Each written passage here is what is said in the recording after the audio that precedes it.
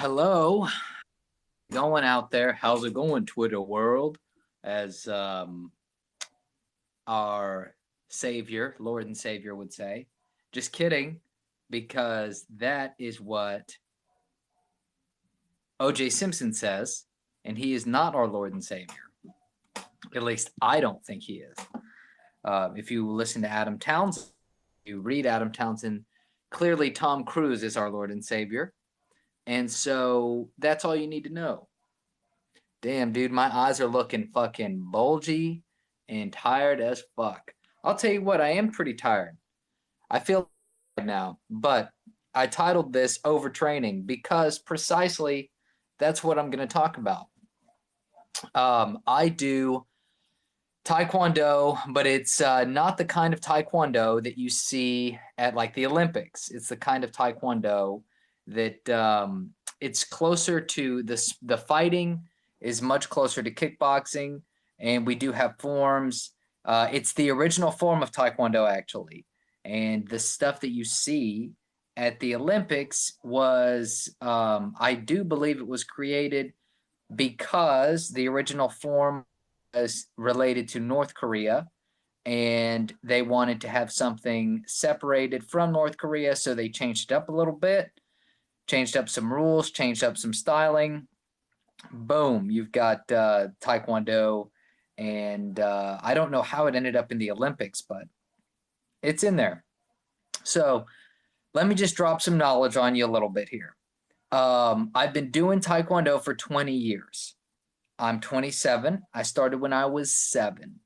I've had years, sets of years where I've done it extremely competitively.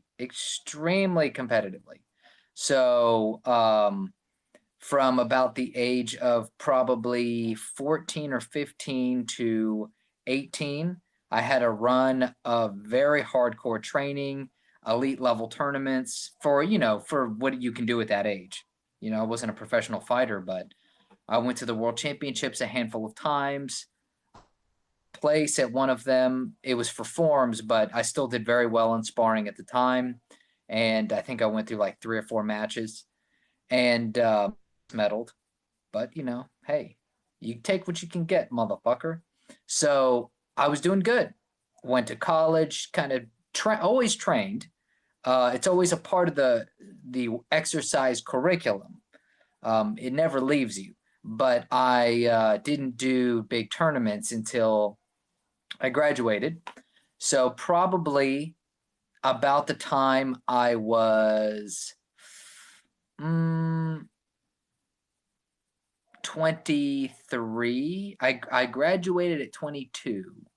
And then I think I did a national tournament that year.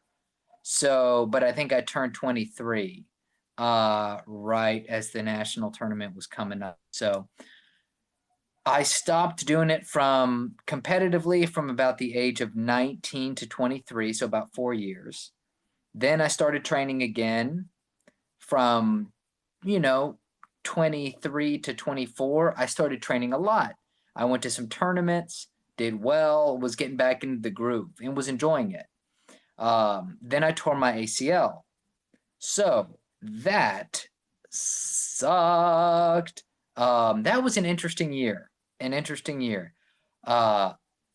learn a lot about yourself under those types of injuries, and then anything too crazy, just how you deal with it and then how you come back. So I came back from that, and this was about 20. I tore my ACL in the beginning of 2016. So I had to take off basically the entire year, and that was not fun at all. So I took off the year 2016 and just recovered. Afterwards, 2017, I was back in the game, full bore. So the thing was, though, by that time I had quit my job. I was working. I was basically balancing 3 different businesses. Me and my dad were balancing 2 different businesses each, like with each other. And then I had a side business and teaching English. And I was training for these tournaments. And it was absolutely motherfucking insane. All I can say is that, like, because I was working all the time, and then I was training all the time, and at the time I had a girlfriend, and so it was just like you don't really. It's very difficult to process all that. Even if you're going through the motions and getting everything done physically, you're not allocating the right amount of energy to any specific task.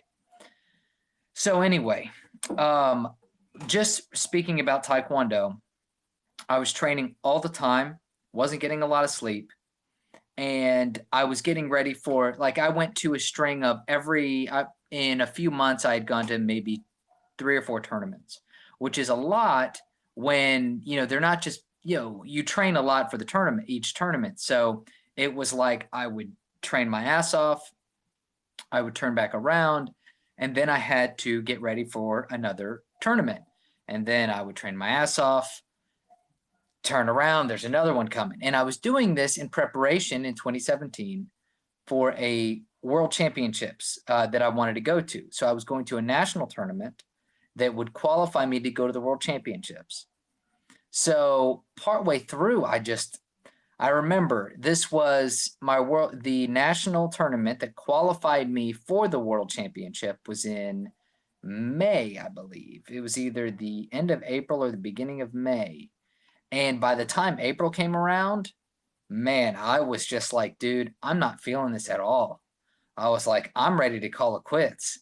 Like, I've got this far and I'm like, I don't even give a fuck. Now I pushed through. Thanks to my dad, I did push through, and I went to the national tournament and I qualified to go to the world championships in Ireland, trained a bunch, went to that. Then 2018, tried to do it again, went to a bunch of tournaments, went to a national tournament, didn't qualify that time. And this year's been a little different. I didn't go to as many tournaments. I sustained a pretty heavy ankle injury this year, and it stopped me from going to a couple local tournaments. And then I went out of the country, so I didn't go to another tournament. And then when I came back, I didn't care to go to the one that just happened. So I've missed quite a few tournaments this year.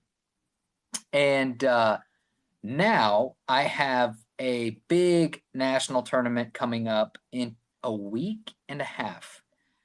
And my energy level is totally different. Totally different. I'm training my ass off like I have years ago, more even than I would say last year. And here's some stuff that I've learned. So everybody's different. And it depends on your goals, your ambitions, where you are in life. I can tell you that for me, and I think for some other people out there, they would benefit from doing a lower volume of competition, because depending on what your overall life goals are, like for me, I don't have an overarching life goal to be a world champion, but every time I sign up for a tournament, I want to win. I want to do well. And, but I don't have this burning desire, like I have to be number one. I'm going to be number one. I just do this because I love this shit. So I just do it. That's it. And, but this time, this tournament is different. One major difference is that I don't have a bunch of other tournaments that I've been doing right before this one. So there's not this expectation for myself of past performance this year. It's like a kind of a clean slate. Like, here we go. How am I going to pull this shit out? Some habits are a little different. You kind of get into habits and grooves when you've been training for a long time. So since I kind of took some time off, stayed in good shape, always stayed in good shape. But since I took a little time off, I'm coming at it from a different little perspective. I stayed in good shape, but didn't do a lot of taekwondo. But still did, but not a whole lot. Now, what else has changed is sleep. I was not getting a lot of sleep in the past, and I don't get a lot of sleep now, but I get more. And so with that, I would say is another big performance difference. But Overtraining, I think, can come in multiple forms. So I don't actually believe in overtraining in what, people say, oh, well, you just worked out too hard and, now you're fucked. Um, it's more or less recovery time is too short, is what some people say.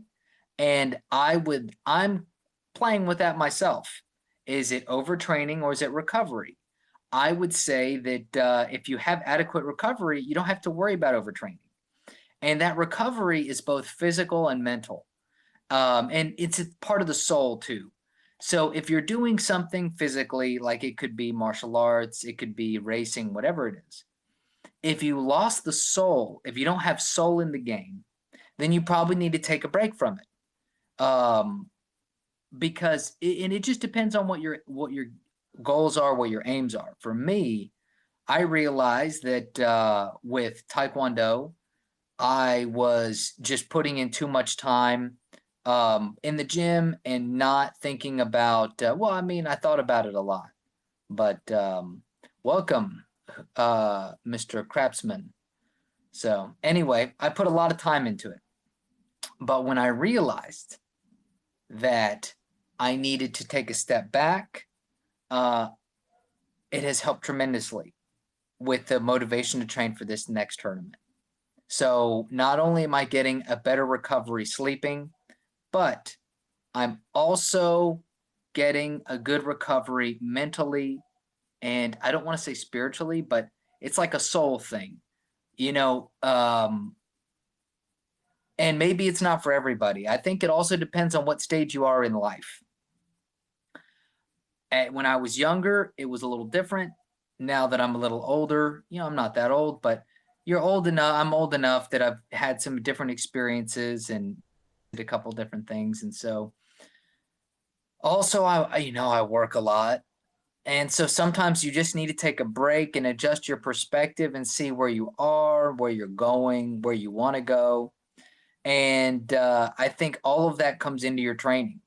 I think about UFC fighters, people in MMA, boxers, these people, Muay Thai guys. Like I said, I think it depends on who you are and what you're doing. But if you are just doing something for the love of the game, the love of the sport, I can imagine that sometimes you just have to take a little time off. And I don't mean like 2 weeks.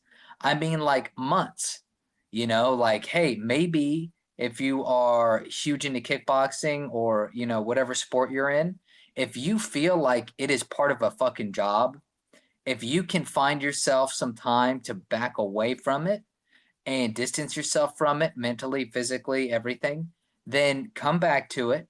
Don't put any expectation on yourself and see how you feel about it, because you might come back renewed, rejuvenated, and you won't feel resentment. So one problem I think people have to realize with overtraining is you can resent not just people, like other people, but you can resent yourself a little bit. Like you can resent the path that you're taking and beat yourself up. Like, oh, I'm a fucking idiot because I don't know what I want to do, but I feel like I'm stuck in these grooves and I'm just going over and over again, and I hate the way I feel. That's happened with me with martial arts. That's not how I am now, but that's a hill that I've just recently gone over. And now I'm at a point where I have a better understanding of why I do what I do when it comes to taekwondo competition. It's just because I like to do it. And so I need to have soul in the game. I need to have soul in it for that to be the case. And if I feel like it's a job, then I don't feel like I got soul. So I got to take a step back. That's the situation. That is the situation. I also feel that way about, probably everything. Now, obviously, we all got to make a living. We all got to survive. You can apply it to dance as well. I love going out salsa dancing. But I can tell you folks that I took a little time off, just like a week, went out. But I had, I was like very obsessed with getting my skills to a certain level. I want to get better and better and better because that's just what I do. I'm doing the kind of the same thing with Chinese. Like I just want to get better and better and better at shit. Like that's it. I just want to get really, really good at everything. And so that's the kind of the path that I take.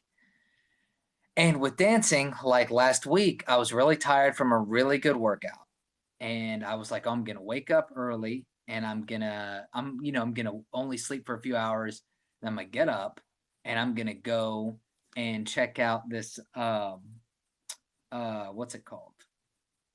I'm gonna go to a workshop before the dance social begins, salsa dancing. But after a few hours, I woke up and my brain was tired, probably because I took melatonin. And I said, nah, you know what? I'm going to sleep a little longer. Fell asleep for another couple hours, woke up, and it was 11 o'clock. And I was sitting there and I was telling myself, I was like, do I want to go to this thing? What's up, James Sma? And then I decided, yeah, it was 11:30, but I decided to go out anyway. Just for I said, you know what, man, fuck it. I'm just going to enjoy myself. Had some really good dances, had a good fucking time. Sometimes you just gotta do shit because you like to do it. And James, Trump met with Pelosi today and apparently called her a third-rate politician. Dude, you know what? Good for him, man. So it's so funny. You guys always suck me in with this stuff. Yeah, first off, I think Pelosi is a third-rate politician. Actually, you know what? I'm wrong. Pelosi. So, okay, switching gears here. Pelosi is actually a good politician, right? Because she's a piece of shit. And I guess that's a pretty good qualification to be a politician, right? She keeps getting reelected. Isn't she in San Francisco? She's the Speaker of the House.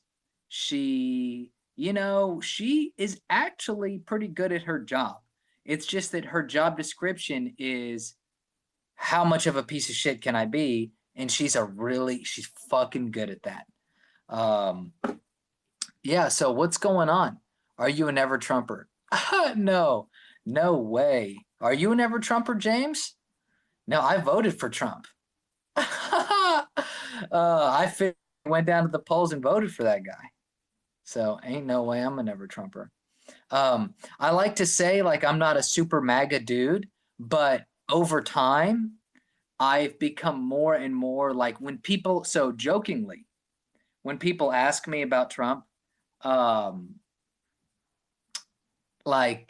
not even jokingly, but like if there's a friend of mine, he'll be like, so what did you think about this? Or what did you think about this? Like Trump said this. And I go, I just tell him, I love it. So if Trump talks some shit to some people, now I'm just like, dude, bring it. Because at first, before he got elected, he didn't have all the heat on him from all the media. The media actually propped him up. No, I did not catch the debates yesterday, but dude, I heard they were a shit show. I hear that all the Democratic debates are a shit show. Did you watch the debates? Sorry, somebody on Facebook posted a delicious looking bowl of chili. And fuck me, man. I'm on a diet because I have to lose weight for a fucking tournament. So I've already eaten all I can eat today. So James says the best part was Warren refusing to answer if she would raise middle class tax. Yeah, dude. Oh yeah, because that's the Democrats. That's like what they do. They want to raise everyone's taxes. I heard that what's going on with Kamala Harris. She was supposed to be. I thought she was supposed to be their guy, and I don't hear anything good coming out of her corner. And you got fucking Joe Biden is just losing his ass. Kamala, yeah, I know she is. She is a cop, right? She is a prosecutor, right? Fakest person ever, dude. Okay, Kamala is the fakest person ever. How about every single one of them on the stage? Maybe so. Okay, I tend to believe I think that the most electable of that group is Tulsi Gabbard and Andrew Yang. And even them, they still have the weird fucking somebody on Twitter. I follow Hotep Jesus, and I think he was pointing it out like newspeak. I like Tulsi to a degree. I wouldn't vote for her if it was between Trump and Tulsi. There's no way. But I like how she's had some military service. I like some of her stances on foreign intervention and stuff. But then the way that she mechanically goes after Trump because she knows that's what she's supposed to do, I'm like, okay, bitch, come on. It's like you're being real, you're saying some real shit, and then you fucking go after Trump like everyone else. Tulsi, you say, James says, Tulsi won't win anyway. She's such a radical moderate. Oh, shit. That is so true. A radical moderate. She's so moderate. It's radical in this day and age. Yeah, the Democratic Party's insane. James says she had to go after Trump a little bit to keep the Dems. Yeah, to keep the Dems happy. So that's the thing. That's the fake shit that I don't like so much. Is it's like okay, here's the thing: she's appealing more to the establishment Dems than the actual Dems. Like the moderate Dems. I don't know, man. It's so hard. Scott, do you follow Scott Adams? Scott Adams talks about how, and I really agree with this from him. I don't agree with some of his shit, but when he talks about in America, we're watching 2 movies on one screen. My God, is that the truth? So, 70% of the party is now progressive socialist. Yes, but I think a lot of people have left the party. So that's the thing. And I wonder if moderate Democrats want to see all the Trump, they're tired of it. Because I guess the Rust Belt Democrats, like the union guys and stuff like that, I cannot imagine that they are going along with the new progressive left, where they hate all white people, they mass immigration, they don't want to do anything with China. It's like they have a bunch of vaginas, and I know that's. Did you see Tulsi attack the New York Times? I loved it. No, man, I didn't watch. I don't know how you could watch it. If you watched the debates, then good for you for being able to do that. I don't think I could stomach it. I think I would throw up in my mouth until I choked. But what did she say about the New York Times? I heard she called out the New York Times, but I don't know what she said. She called them out to their face about why they promoted conspiracy theories about how Tulsi was a Russian agent. Dude, yes, that's what I read. Yeah. Yeah, they're trying to knock her off, man. You know what's so strange is why would the Democrats do that? They have 2 people that could do well against Trump. Like Andrew Yang would probably not win, and Tulsi would probably not win. But I'll tell you what, they stand a better chance, I think, than Warren. She's not a mainstream candidate. Yes, I know, but I guess she's not a mainstream candidate, but they could make her a mainstream candidate. You know what I'm saying? Like Elizabeth Warren's not mainstream. I mean, she's low energy. She looks like she looks flustered all the time. Trump would love to go up against Warren. Oh, yeah, I agree. Dude, Warren just looks flustered all the time. Kamala doesn't look like she belongs there at all. You think Trump fears Biden? You know what? I don't disagree with that. I don't think he fears Biden. I think he has identified Biden as the biggest threat. And that's, I think, why he goes after him more aggressively with the stuff about Ukraine and everything. Biden kind of does what Trump does. When things go after him, he just goes right past them like they didn't happen. Biden could take votes from moderate Republicans who would never vote for socialists like Bernie. Interesting take.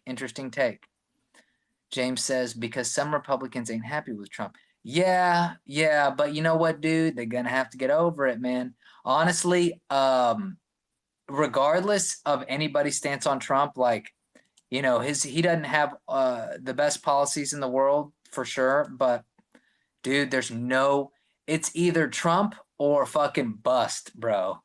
And I ain't talking about busting. I'm talking about like shit gets fucked. And I don't know. I just don't know, man. The radical left in this country is so insane that I just, Then I also wonder if there was a liberal president, the left would chill out a little bit, but maybe not. So James says, I like Trump for his tweets, triggering the radical left, exposing the fake news. Yeah, okay. So those are some of my primary reasons as well. My policies that I like about him are his foreign policies. So I didn't like his tax plan that passed. I actually think that was pretty fucked up. But I don't know about all of his other domestic stuff. But like building the wall, I'm in favor of building the wall. I'm in favor of how he deals with China. And I'm in favor. He made a big mistake. Oh, interesting. So do you aid in Syria, taking our troops out? Very interesting take. See, from what I know, I'm okay with withdrawing from Syria as much as possible. I don't know exactly what we have going on over there. Maybe, but the Russians are there. The Turks are right there on the border. So I don't know. I mean, I kind of was under the impression that if we left, Russia would probably bigger presence in Syria and let the Russians deal with it. No, I don't think the Turks are good. I don't think the Turks are good. But there's not a lot of, in my opinion, it's not so much like what's good and bad as much as what's worse and what's better. Trump has made bad move. Even his top advisors said it, but he didn't listen. Yeah. Okay. So you're bringing some interesting points here. Now, I don't necessarily trust advisors because we don't know what the advisors, why they're doing what they're doing. Are they part of the military establishment, which sometimes is good, sometimes is bad. But, we don't know why people are doing what they're doing, sometimes at the top levels. But I'm not sure about the Syria situation. I got to be honest, I don't really know a whole lot about it. My biggest focus has been on Asia. That's been my biggest focus. And what Trump has been doing with China, I feel like is the best scenario out of all realistic scenarios with a president. I feel like with any other president, they would have let China walk all over us day and night, and they wouldn't challenge them at all. And so it's nice to see that. That's the area that I focus on the most. And the Chinese have really they've taken oh, that's too funny. Racist, sexist. That's right, dude. Fucking, that's some funny shit. The Chinese have taken a lot of IP from our companies. They still do it. And we're seeing what they're doing now with, it's interesting. They're not necessarily doing a whole lot with the NBA, but they're showing how much influence they have over American companies. But a lot of that is American companies kowtowing. But beyond that, what they do with Taiwan as well will be very interesting to see. Trump is the only president, I think, in the last maybe 10, 15, 20 years, not sure exactly, but at least in the last 10 years, battleships through the Strait of Taiwan, which I think is a good move, man. I think it's a good move because the Chinese, after Hong Kong, that is their next target is Taiwan. They want Taiwan. I've read a lot into the history of negotiations with China back in the 70s, and they fucking want Taiwan, dude. And so the fact that Trump is running our ships through the Strait of Taiwan, as I hope he's not just doing it for negotiations, but I think that's probably part of it. But that is a dude. It's a big move. It's a strong move, and I support. So so what is this, Nathaniel? I can't tell if you're trolling or not. Racist, sexist. The Trump is bad. Are you gonna put Orange Man bad as next? Orange. It was funny. There was a guy in here a couple streams ago that yeah he was making some jokes about Orange Man bad and shit like that. But you know, unfortunately, I really am just not super educated on the Middle East scenario, and you could be right, man. Maybe we shouldn't pull out. You know, my biggest fear or my biggest hesitation about my biggest hesitation about any foreign policy of ours is allies. That is the thing that fucks me up the most because I hate that we go into places unsuccessfully, right? Like the Iraq situation, um, not good. Afghanistan, not good. I don't like that we go into those places, but then once we get there, we create allies with people. And that's the thing with Syria is not against us pulling out of Syria, but the question is like, what about the good people there that we were that fought with us? So that's what bothers me a little bit. And that's also my question with Taiwan as well, because we have good ties with them. And I'm like, I'm at this stage of my life as an old man that I am. Now, at this point, yeah, you say that he left the Kurds to fight ISIS on their own. Yeah. And not only that, but also the Turks. Apparently, the Turks are a big danger to the Kurds. But I don't know what you do about that, right? Because we can't just have a presence everywhere for all times, even though that's kind of what we've been doing. Um, you know, I don't know what you do there. Reduce manpower as much as possible. Don't know. But I think the same thing about the Taiwan situation is like if something go down between China and Taiwan, how much can we intervene? As somebody who like I lived in China for a year. I just came back from a trip to Taiwan. I loved it. I'm going back in January, and I love Taiwan. I love Taiwanese culture. I would hate to see them. I would hate to see them get taken out by the mainland Chinese. And so that's, but at the time, I don't want to see a huge American intervention either, right? So we got Nathaniel here. I can't tell if Nathaniel's a troll. He says, "I bet you won't answer or racist. You're enabling whites." Oh my goodness, Nathaniel. If you can drop your talking points and put some legit shit on here, I can respond. But racist, let me put it this way. You have to prove he's a racist to begin with, which he's no indication of. So I'm not gonna defend something that's not even shown to be fucking true, right? I mean, that's the bottom line. But Nathaniel, you laugh, but the El Paso shooter, that doesn't mean anything. Actually, I'll address that. Um, the El Paso shooter uses Trump talking points to justify his shooting. And I mean, first off, I don't know how true that is. I'm not saying that you're wrong. I haven't done the research into it myself. But here's what I will say is just because, if somebody takes, dude, people can be inspired. Insane people can be inspired from anything. Insane people could be inspired from a movie. Insane people could be inspired from a song. Remember I don't know if you remember. I don't remember because I wasn't old enough, but I remember reading about it and hearing about it. The case about Judas Priest, how everyone wanted to ban Judas Priest because they thought it inspired some kids to kill themselves, right? I mean, dude, that's not even an argument. Now, I'm not usually into debating these kinds of things. People that inspires that.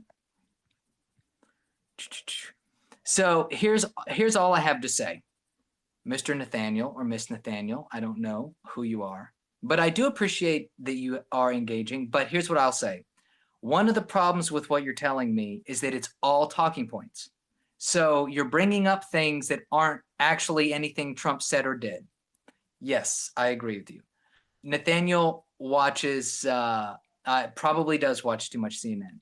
But here's what I'll say, Nathaniel. I can't, I don't have enough time on the stream today to address, I do appreciate that, you're not calling me a racist, but, I mean, I guess I wouldn't give a shit. But Trump, I don't believe he's racist. I haven't seen anything from him that indicates that.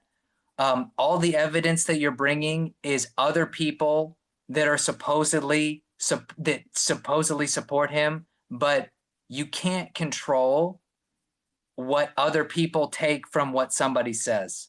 There's well, I appreciate that you say that I'm not, but I'm definitely not enabling it either. Now there are racists that I guarantee you support leaders from all sides. Absolutely. Absolutely. Now, you also got to remember there's crazy motherfuckers that support all kinds of people, but you cannot hold the president accountable for some of the things people say. Also, there's some mass shooters. I think the mass shooter in Ohio was Antifa related.